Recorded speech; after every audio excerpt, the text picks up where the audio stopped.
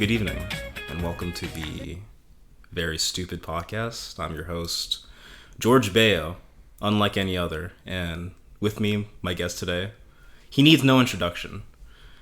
Well, I'll introduce him anyway. His name is Cody O'Connor, ladies and gentlemen. Woo!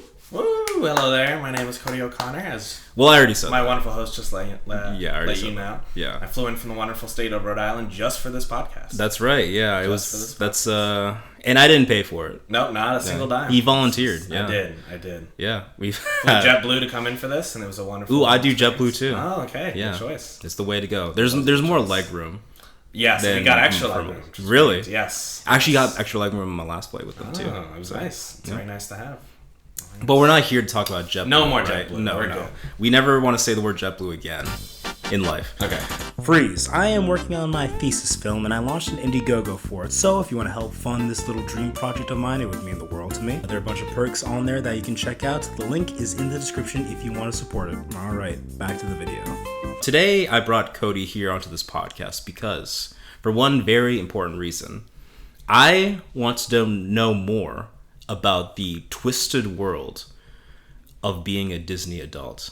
Oh, now, no. Cody, Okay, do you all right. identify as a Disney adult? I proudly identify as a Disney adult. Yeah. By the way, there was no prep. Cody didn't know what this... It's been a mystery the last 3 days. I've been pondering what this topic he mentioned I was very well versed in could be. And I'm glad it's this one. Because it couldn't be a better topic. Frankly. Yes. Now, let's do something fun. Okay. I'm going to define what a Disney adult is, and then you're going to also define it afterwards. Okay. I'm going to see if I fit into your definition. Okay, and great. then I'll give what mine is. So, to me, a Disney adult is someone over the age of 23, let's say, and they're obsessed, really, with Disney products. They love going to Disneyland and Disney World, any of the theme parks, and they kind of make it their entire personality, O'Connor. Like, I'm not going to lie. No, I think that's a fair apt description. But yeah, you go ahead and say your definition now. Yeah, I mean, mine's not far off. I would say I'm just going to hit the U.S. legal 18 and up for Disney adult can fit into that category. Someone, yes, that is completely obsessed with the Disney brand as a whole, whether it be just the parks, whether it be the video games, the music part of it, television, whatever it is, the Disney brand as a whole, which now, of course, divulges into Marvel, Star Wars, Muppets, Pixar, National Geographic, if you would like to get into that far. Monkey, whoa! Any Disney product, and I am all in on all of them, so I'd say that's a fair description. Yeah. I guess I only say 23 because I imagine, like, the older you are, like, the sadder it kind of gets. Yeah, because the joke always becomes the millennials Disney adults, and those are the ones that take it super far. Yeah. Like the viral video of the woman walking in front of the castle and then, like, crying on the ground. And it plays, like, the dramatic TikTok music. So that's, like, the classic Disney adult. Right, right. But as someone that lives in Rhode Island and is still a annual pass holder of Disney World, I think I fit aptly into that. Yeah, let's get into your personal experience as being a Disney adult. How old are you now? 24. 24. And... Am I 24? Yeah, I'm 24. He just asked our producer. So how many times would you say in your life you visited a Disney theme park?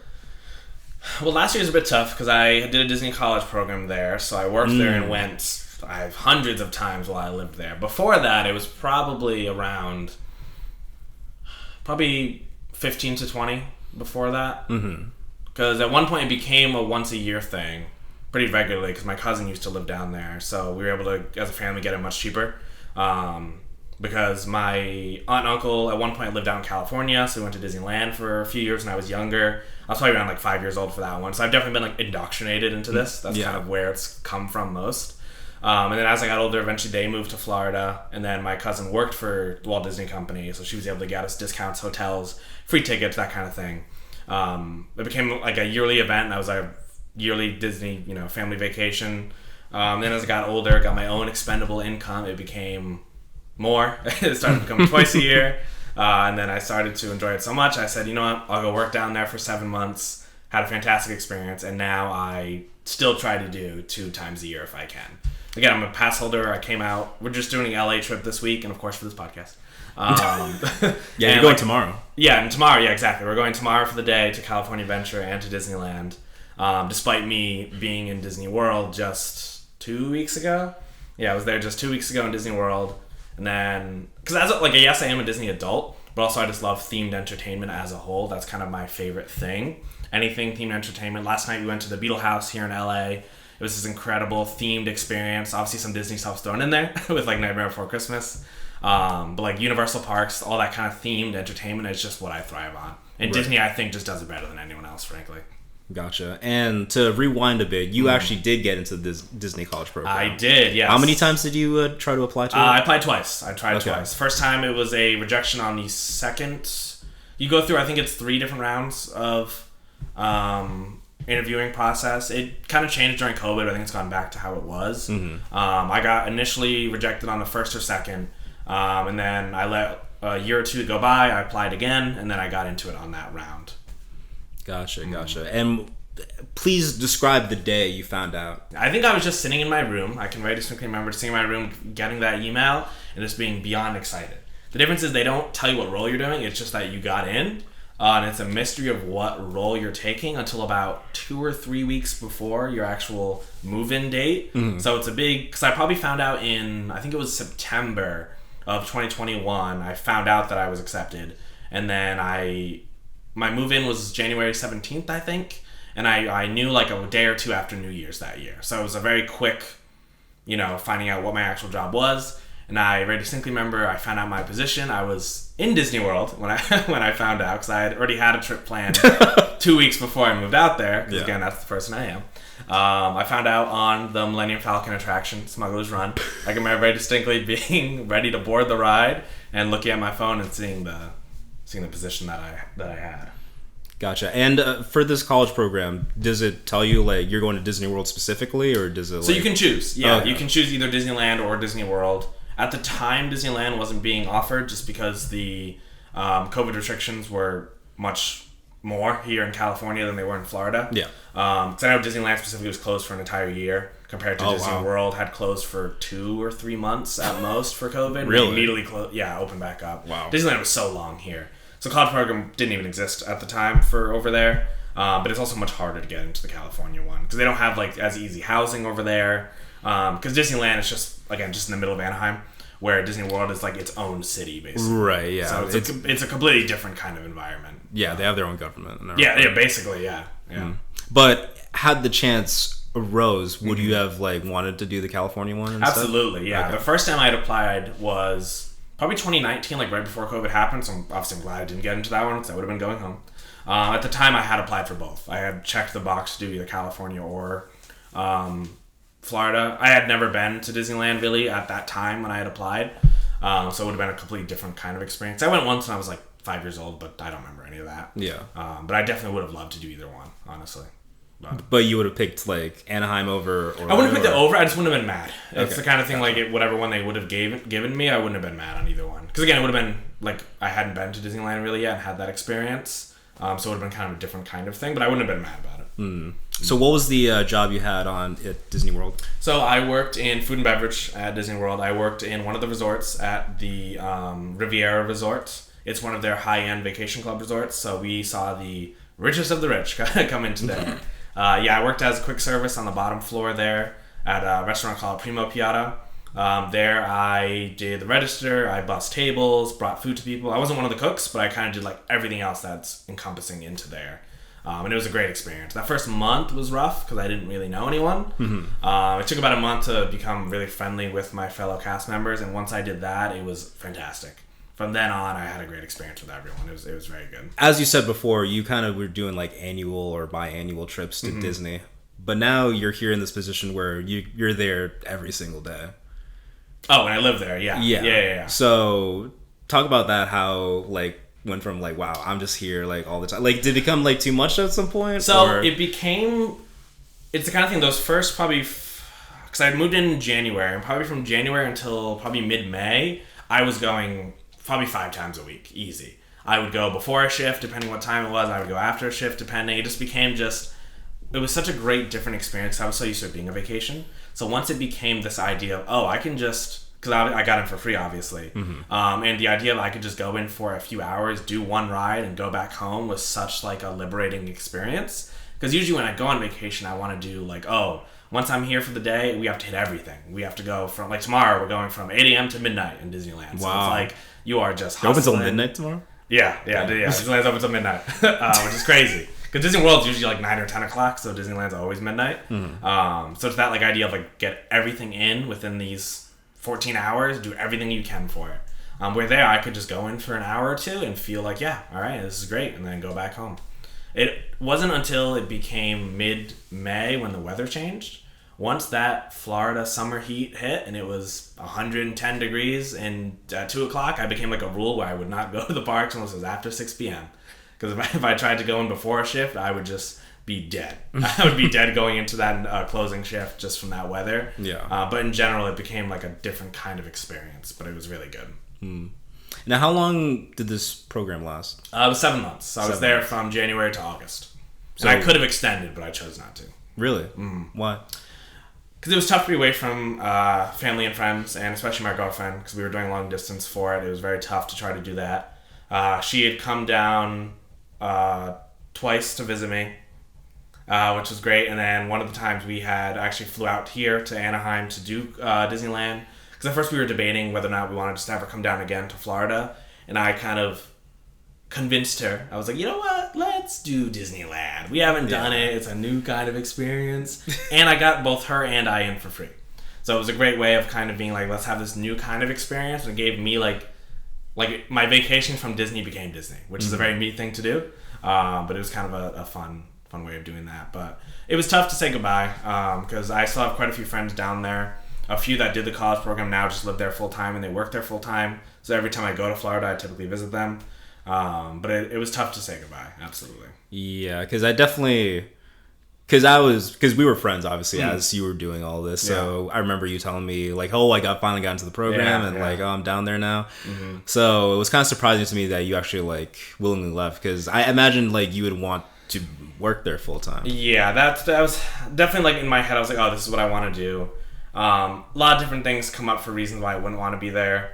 My girlfriend wants to become a teacher, and we know that that's not the easiest job to have down there in Florida. It's tough to be out there. So we kind of said, in the future, if I want to return back to the Walt Disney Company, it could either maybe things get better down in Florida over the next however many years. Maybe we come out here to California at some point and work for them. It's the kind of thing where like I would love to get back to it, but it's also nice sometimes to separate it from work and pleasure, to kind of be like, this is my... Like, it's nice to have it as a vacation spot again, in a weird way. Yeah. It's kind of like... Because those lines definitely blur. They 100% blur, yeah. And especially weird when, like, my family or friends would come down to visit, and I have to, like, remember, oh, they're on vacation and I'm not. Which would be a weird thing to have. Maybe, like, at the end of the day, like, all right, I'm going back to my apartment instead of them going back to the hotel. Became, like, a weird thing. Every now and then I stayed at their hotel to, like, fool myself that it was a vacation almost. But then I'd also be like, all right, now I gotta go to work at 2 o'clock, where I just did the parks from 8 a.m. till 1, and now I'm just gonna hop over and work. It was a very like different kind of experience, but it was unique, definitely. So how was it? Because you've been back there before, like after the program ended, right? Yeah. So how was that kind of returning back to the vacation mindset? It was interesting because I had left in August, and like 2 years, like because of COVID, my family's vacation kept getting pushed further and further back. We were doing like a huge family vacation. Eventually that got scheduled for October, so I really left in August, came back again to Disney World in October. It was definitely a bit of an adjustment, like to come into it and be like, okay, like fly into Orlando International and like go back to like, this is vacation mode now. It definitely became like easy to ease in until I went and saw my friends again. And that was when I have to almost feel like, oh, it's like, I would hang out with them for a couple hours and remember like, oh, I'm not on vacation. I mean, I'm not living there anymore. Yeah. You know, and they'd be like, all right, now we're going to go back to work kind of thing. It was almost like a weird like duality thing to be like, I almost like still feel like I live in both worlds without actually, but it's interesting. Wow. Yeah. Let's take a break and listen to the sponsor. We'll be right back. Have you guys ever heard of a little website called Squarespace? What's that? No. Oh. Never mind then. Back to the episode. After this, you moved back to Rhode Island. I did. And what's your job now then? So now I work for this company called Foster Grant. I'm mostly doing data entry stuff where I specifically work usually with CVS's all around the country. where we just send product out for them for sunglasses and reader glasses, where like we'll get a report from reps and they'll be like, oh, can you send product to our store? So very, easy kind of general stuff that I'm doing with computer entry stuff. I'm more using it as a stepping stone more than anything as I want, because I worked at Target for a while, and I wanted something on my resume that wasn't just retail. I wanted to kind of take that next step, but I'm hoping to move it to marketing at some point. That's kind of my next step I'd like to look into. Gotcha. Was that all connected to the Disney program thing? Like, did they like, oh, that's pretty cool that you did that? Yeah, definitely. Because what happened is once I told myself, I was like, oh, I want to leave Target now. I'm going to start applying for places. Literally every time I interviewed, they always asked about the program. Gotcha. That became like now, and I assume like I'll just always keep it on my resume, which eventually will become weird because it'll be like I was 21 years old when I did the program, and now I'm like 40 applying for a job. I'm like, why do you still have this on my resume? Because it like creates a conversation. Yeah. Where like, especially if they love Disney, and even if they don't, but especially if they love Disney, they'll really want to know those ins and outs. I had a couple cases where it was like these diehard also Disney adults would like want to know that, have that kind of connection. I feel like that helped like ease me into the interview. But also I had once or twice where they could not have cared less about Disney, but they still were intrigued as like the mystery of the company. Yeah. Like I've had people ask about like, is Walt's head really frozen under there? Like stuff like that, where it's like these mysteries that people want to know about the Disney company, even if they don't like them specifically. Like the Disney brand is so strong, everyone has some kind of connection to it, whether it be positive or negative. Gotcha. And that's actually an interesting subject. Is there a secret, a Disney secret that you haven't told anyone, really? A Disney secret I know that you've learned from working there? I don't think so. I don't think I have any like specific Disney secrets. I got like a lot of great insight because I did a couple like backstage tours for different attractions, which is really neat to get to see the other side of it. In terms of specific things, I wouldn't say there's any weird secrets. The only weird thing to me that I had to get used to from going from vacation person to working there was the hotel that we worked in. We were also connected to one of the highest like rated dining experiences in Disney World, called Topolino's Terrace, and there was a character dining, so they'd have characters walk around. The weirdest experience to me walking through was walking by a closet, looking to the right, seeing Mickey's head up on a shelf. Just seeing his head sitting up there, and then sometimes seeing the character, whether it be Mickey, Donald, Minnie, Goofy, whoever it was, walk out and getting onto an elevator with them. Because they're just like standing there, not in character yet, just kind of casually being like, this is where we're at. I'm just waiting on the elevator to go up. So that was like a bizarre experience alone with that. Interesting. Because I know like the stereotype in like TV shows is like, oh, the guy takes the mascot head off, he's smoking a cigarette. Yeah. He's like the I've talked to a few character. people. The best joke is always the Cinderella one. People say they see Cinderella under the tunnels at Magic Kingdom, that after she was all nice with the guests and everything, she'll go downstairs to the tunnels and have a cigarette. That's always the joke. I've talked to a few cast members who said they have definitely seen that, where it's these really like dramatic actresses that want to play these characters. I'm sure it's even more so here in Anaheim. So it's very funny to kind of get those stories from different people. Wow. Yeah. So then let's get into the stigma behind Disney adults. Okay. Do you think Disney adults get a bad rep? I kind of do. I can definitely see where some people are coming from the way some people portray it online. Because there are these very overly dramatic people, which I guess Disney just kind of invites, which I guess makes sense. But at the end of the day, to me, like, just let people have fun. Like, this is what people want to spend their money on. And it's a lot of money. Whatever they want to spend that on, let them have fun with it. Because for me, it's that, like, return to childhood almost, because I grew up with it. And it's very much like, oh, I'm going back to that almost. Because, again, themed entertainment is my favorite thing. Whether that be a very kid-specific thing, like Disney, or like the Super Nintendo World that we just visited, this very kid-centric thing, or it's Halloween Horror Nights at Universal, with this very adult-centric event that, again, is geared more towards adults, and kids are barely even invited to those. I just love theme entertainment as a whole, and again, I just think Disney does it the best. So in terms of like creativity and that kind of stuff, I just think Disney's so well like versed in it. And as someone that loves that, it's just what I seek the most in the things that I want to spend my money on. But I can totally get why there's a stigma with it. I do think they can definitely get a bad rap sometimes. But again, just let people have fun. Yeah. Like, if my favorite thing is going on the Haunted Mansion 100 times in a row, who's to stop me? What's the issue? Yeah. I also feel like Disney adults are kind of in like the same boat as like theater kids. There's a Venn diagram and they are right in the middle. They are easily connected. 100%. For sure. Yeah. As my sister, who is a theater kid and also a Disney adult, like definitely the same person in a lot of ways. For sure. Yeah. Have you witnessed ever, like whether you were working there or just like on vacation, like did you have a bad interaction with a Disney adult ever? Oh, a bad interaction with a Disney adult. Like this person made you feel like, oh, God, we're both. Oh yeah, I've seen quite a few. Sometimes I'm amazed by some of the people that call themselves Disney adults and they'll be disrespectful to cast members. That's what blows my mind truly. Is you'll see these people like completely decked out with their Disney merchandise, wearing the Mickey ears. They'll have like Minnie Mouse dress on, and you're just like, what are you doing? And I'll see them be so disrespectful to cast members. Sometimes they berate them, they'll talk down to them as if they're not people. That's when I get disappointed by the Disney adults. And sometimes you have people just on vacation, they don't know what the Disney etiquette, I guess if you want to call it, is, and it'll be like those kind of people too. But I've definitely seen some Disney adults where I cannot fathom why they would like act these way. Obviously, not just to cast members, but people in general. Like why you would want to come here and talk to people like this when they're providing you the service that you claim to love. So I've definitely seen that in spades over the years. How about people who like, do you see like Disney vloggers a lot? Sometimes, yeah, Disney vloggers can get kind of annoying sometimes. The worst to me is on an attraction where I'll literally see them with their like tripod or with their gimbal in their hands on an actual attraction. Yeah. Like during a pre-show or something. Where they'll just like, I've seen before, I've been on Haunted Mansion where they're literally holding the camera with like the light blaring on them as like we're all like standing there like trying to watch the story being told to us. I'm like, what are we doing?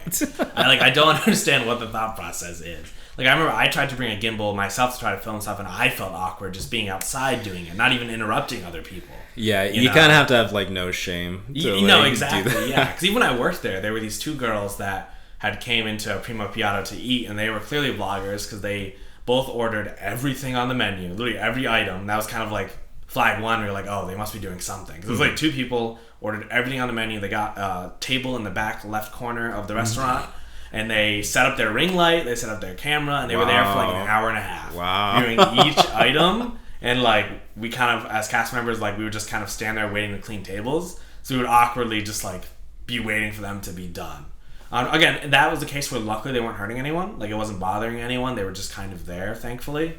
But you definitely get some that kind of disturb the peace almost, which can kind of get annoying. So are there any like rules against like stuff like that? Kind of. It depends. Sometimes it's up to the cast member.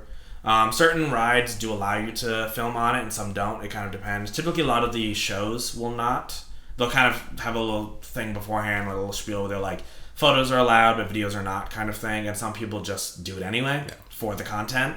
And depending on the cast member, they might get yelled at, they might not. So it kind of just depends. But like flash photography is always a no-go on like everything. Yeah. But again, some people just do it. And then sometimes they get yelled at. Usually you'll hear it over the speaker. Sometimes they'll obliviously just hold the camera as if nothing's happening. So sometimes, I would say sometimes. So I guess this leads into the future. Okay. Do you see your entire life just being a Disney adult? I don't see how it couldn't, frankly. It's something I've been passionate about basically feels like my 24 years on this planet. Disney's been ingrained into me.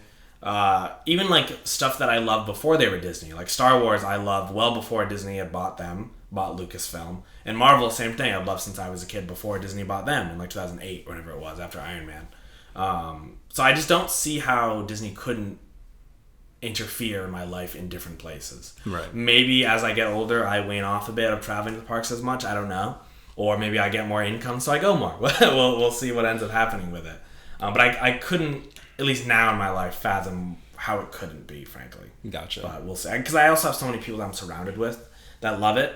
My girlfriend loves going to Disney. My best friend Tommy is obsessed with going to Disney. He's the one I go with pretty much every year. If it's not him, it's my family that we always go to. So I don't. Yeah, it is nice that you have many different people to exactly. do it with. Because if it was just me, I'm not taking a bunch of solo trips. It's not happening. Yeah. Because that was the biggest weird thing living there was like sometimes going by myself. After a while, I was like, oh no, I need this to be like a communal thing. Like you bring people. Like it can be fun every now and then to go by yourself, but I wouldn't take like a vacation and do it. So then that plays a lot into it, like why you love like Disney so much, like the theme parks, because like you also get to do with people like you like hanging out with. 100%. Yeah, it becomes like a social environment to me, you know, which is a great kind of experience. Like we've brought some of, like me and Tommy have brought like our group of friends that they're not really even into Disney, but over years of us being like, let's go guys, let's go. And eventually we got them to go and it was a great time. Yeah. Of course, they're not going to be the ones to go every year, but now that they've done it once or twice, they'll be like, oh, every couple of years they might be interested in doing it. So it's a fun social event that I love to do.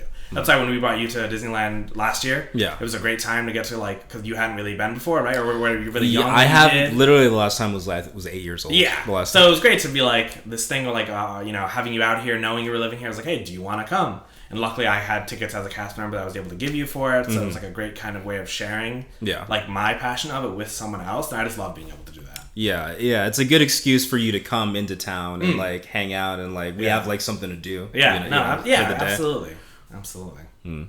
For Disney adult, how much does it play into like, because it's not just like theme parks, it's also like consuming like movies and like TV shows. So how much of that are you into?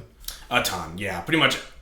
It's almost like just following a brand in general, whether it be like the MCU where I follow like every single project that comes out of them, whether it be a movie, television, whatever it is, like I'm following that MCU. I treat all Disney products kind of like that, where like I'll, you know, a movie will be coming out or TV show. Not that I do literally every single one, because that's just so much insane amount of content. But if it's something I know I'll be interested in, then I'll definitely check it out. And I just love like that brand that they make. Obviously not every movie's a hit. Usually their live action stuff is not great. Like live action film stuff is very hit or miss. But their animated stuff I'm always there for. The good and the bad, whatever it be. I'm just always kind of there to at least try it, you know. So then what's your favorite Disney movie? Favorite Disney movie? Probably Nightmare Before Christmas. Wow. Probably my favorite one. Okay. Yeah, which is also Touchstone, so it's like owned by Disney but not at the same time. So it's kind of like a weird limbo thing. Nightmare's been my favorite since I was a kid. And it's still like such a popular thing today, which is so weird to me because I think it's like 94 it came out. And it's still like so prevalent today. But Nightmare Before Christmas is like, I love that one. In terms of like Disney classics, Beauty and the Beast is probably up there. I think that's such a great, again, like growing up like right after that Disney Renaissance era and having these like fantastic films to grow up with has kind of just helped usher me into that brand almost, if you want to call it the cult, is having these like fantastic films that kind of have, you know, elevated over time, which has been great to have. I think it's time to start wrapping this up. All right. Let's leave it off with 2 messages. Okay. I want you to look into the microphone. Okay. And I want you to send a message to your fellow Disney adults. My fellow Disney adults. Keep on keeping on. Keep that dream alive, you know. Keep this passion for the brand going, but hold Disney accountable. Don't let them put out bad products. Don't let them create bad attractions. Hold them accountable, but love the brand and just be nice to each other. Be nice when you go to these parks. Be nice to the cast members. Especially be nice to the other people around you. You know, Disney is a place where you want to be nice to people. It creates this great environment, and I think that's what we should all kind of strive towards. And now, this next message, I want it to be to the non-Disney adults. The non-Disney adults. Okay. I've met quite a few, and I've indoctrinated quite a few, I feel like, at this point. So to them, I would say, yes, it's expensive. It is really expensive to go out there. But that's relative. You know, I go to a carnival sometimes, and I'm paying $20 to get on their coaster, you know? So it's all relative to what you want to spend. But if you can afford it, obviously not everyone can, but if you're privileged enough, like I have been able to afford an experience like this, give it a try.